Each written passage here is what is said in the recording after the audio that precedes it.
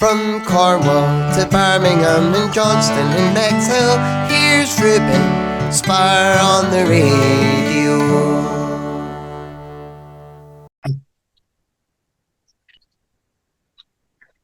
Hello to George Porter. How are you today?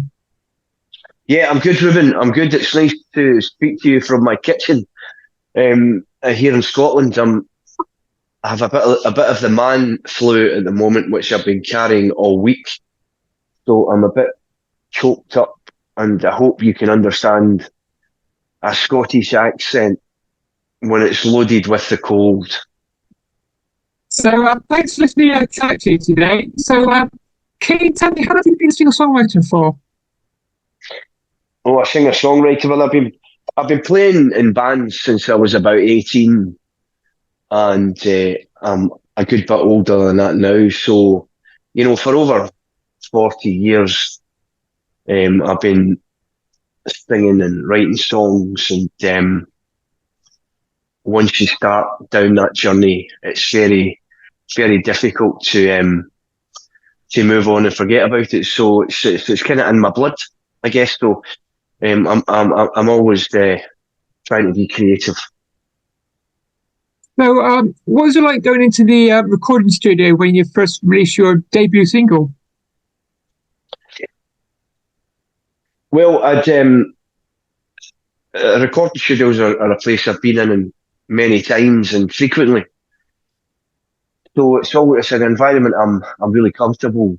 And I was working with a guy called Gordy Gowdy, who's a friend of mine, and he's also the second guitarist in Simple Minds, and he's played with the likes of Echo and the Bunnymen. So I'd come up with an idea for a song, and we went in and kind of worked on it. And normally, when we're recording songs, we have a rule that we'll only work for 3 hours at a time, because we think that after 3 hours, it just gets too difficult and the concentration's gone.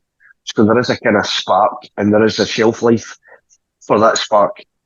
So we recorded Life's Too Short over a number of sessions. It wasn't many, but any time that we do, it normally involves sitting down and having some food, which generally I would cook.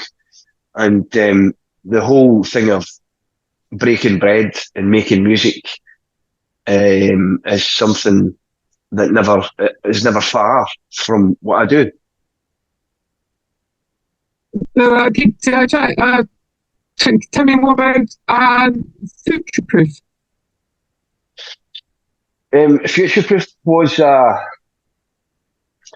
the second single that I've put out, and I recorded it again with Gordy Gowdy, and it was just an idea that he had left over from a session, and I took it away, and I had this lyric about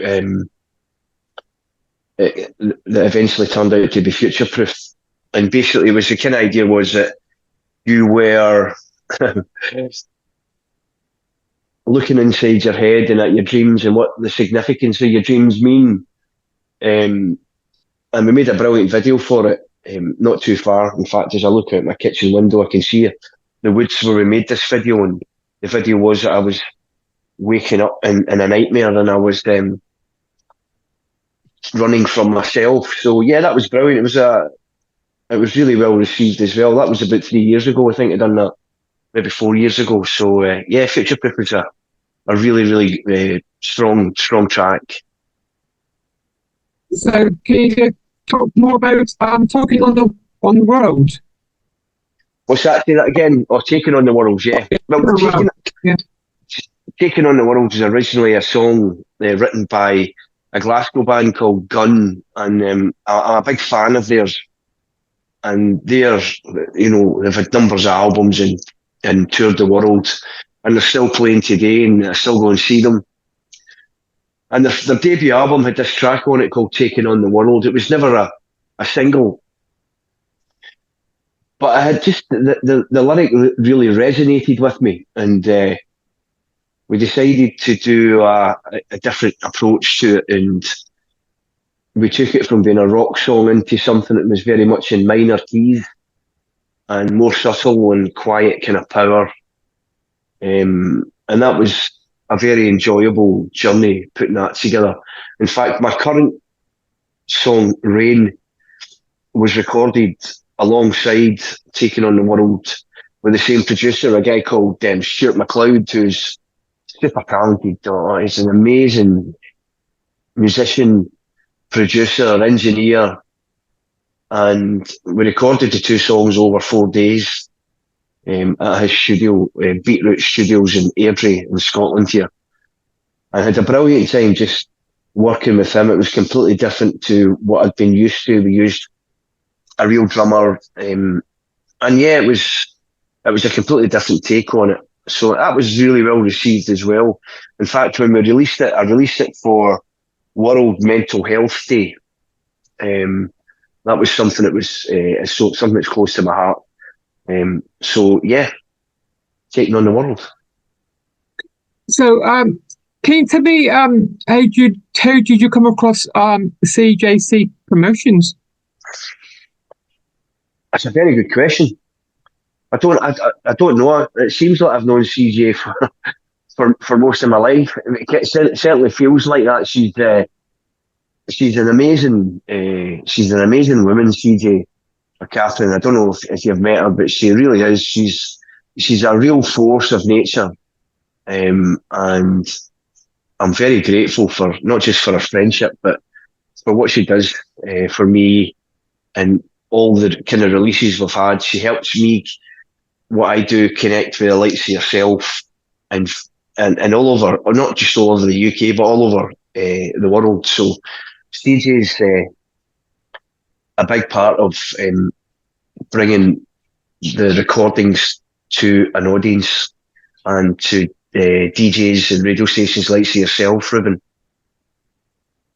So, are you working on any new music and a new feature? Yeah, but I won't be releasing anything more right away. I've got some tracks that have already been recorded, but just now I have a Simple Minds tribute band called Simple Minded, and I have a Deacon Blue tribute band called Deacon Blues, and I'm very, very busy with that in the next sort of 10 months. And that takes up most of the spare time that I have and energy and headspace. So I won't be releasing anything till maybe later on in the year. So, can you tell me how's it been a independent artist for you? How's it been being an independent artist? A good question, actually. I think being an independent artist means that you can do whatever you want and release whatever you want and go on a whim and be fanciful with your ideas. So I'm not sort of pigeonholed into producing music that's going to be commercial, or it's just how I feel and how I see it and who the people who I work with as well that can help bring that to life. So there's a great bit of freedom there